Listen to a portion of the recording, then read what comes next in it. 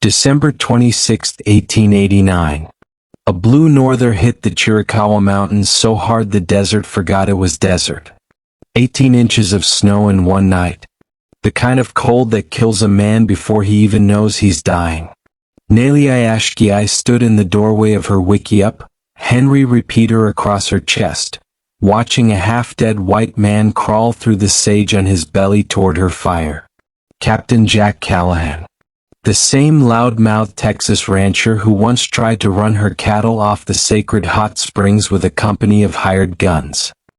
He was bleeding from the head, lips black with frost, and when he looked up at her his eyes already carried the color of death. "Please," he rasped in the only Spanish he knew. "One night, or I freeze." Behind her waited one small fire, one bearskin bed, and a blood oath she made 40 years ago beside her dying mother on the banks of the Gila River. An oath that no white man would ever touch her body or her heart. She was 50 winters old. Still untouched. Still Apache to the marrow. And the storm was going to rage for 4 more days. If you're joining us on this Western adventure tonight from anywhere in the world, drop a comment right now and tell me where you're watching from. Let's see how far the shadows stretch. Let's ride. They called her Náłéí Ashkii, the Virgin of the Hot Springs. Last unmarried daughter of the war chief Ashkii Náłéí.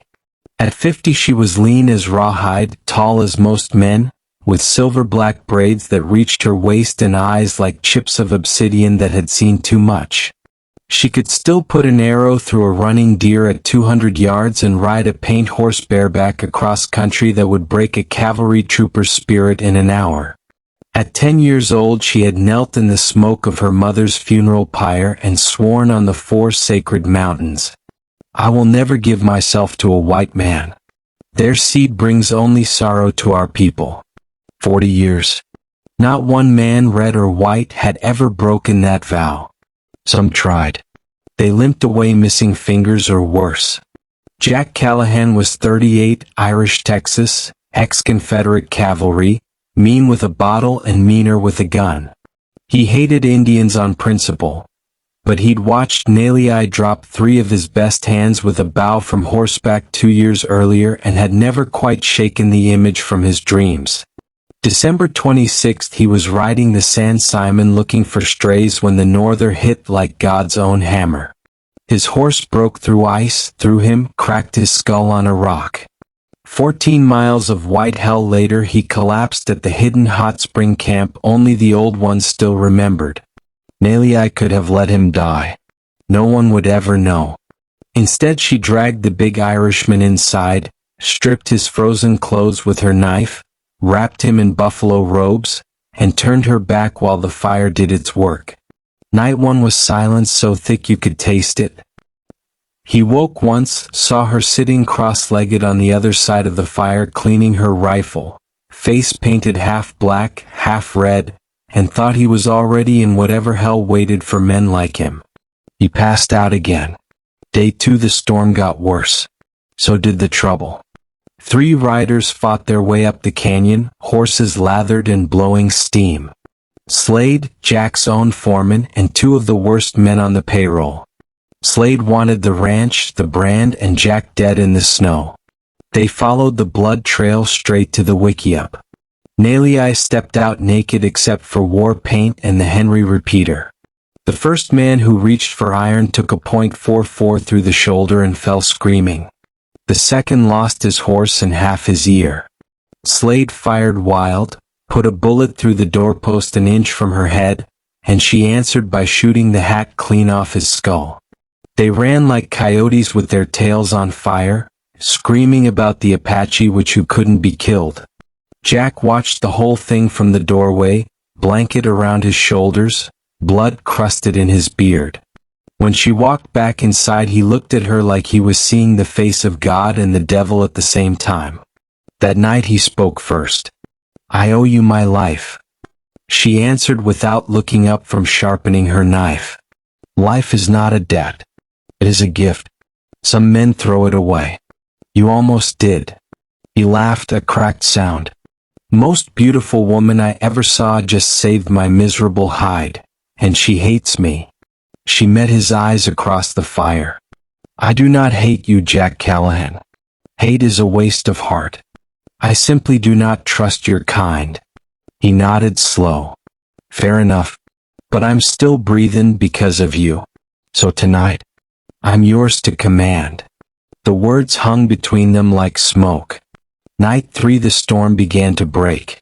The wind died. Stars came out so bright the snow glowed blue. They talked, really talked for the first time. She told him about her mother dying of the coughing sickness brought by the soldiers. About watching her people marched away in chains after Geronimo surrendered. About waking every morning wondering if this was the day the old ways finally died.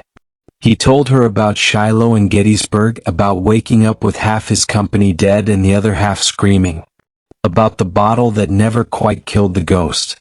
About riding into Arizona looking for something he couldn't name. Somewhere in the dark hours she reached across the fire and touched the scar on his cheek. He closed his eyes like a man who hadn't been touched gently in 20 years. The kiss, when it came, was slow as sunrise over the desert.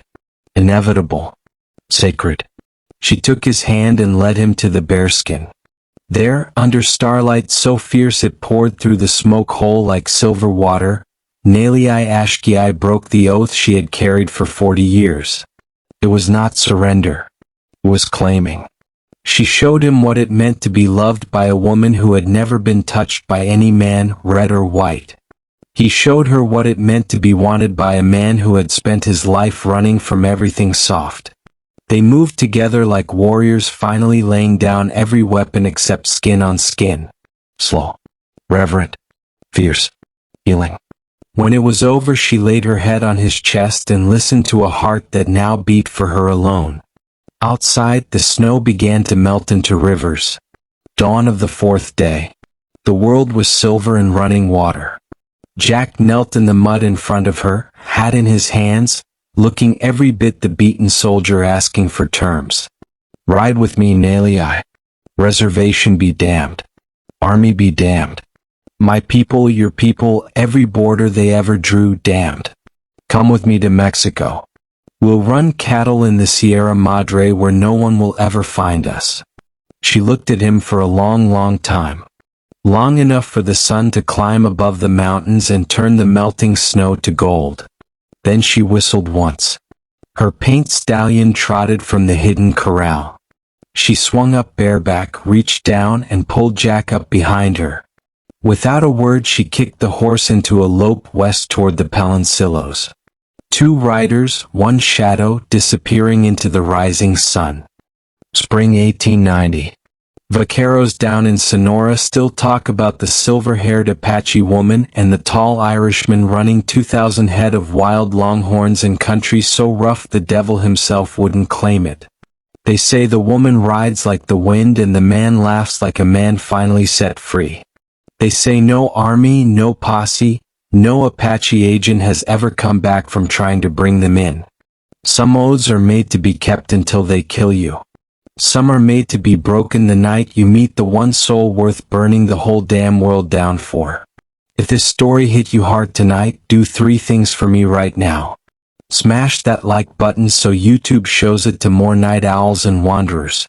Subscribe and hit the bell because every week Wild West Shadows brings you another tale the history books tried to bury. And drop a comment telling me where in the world you just watched this from.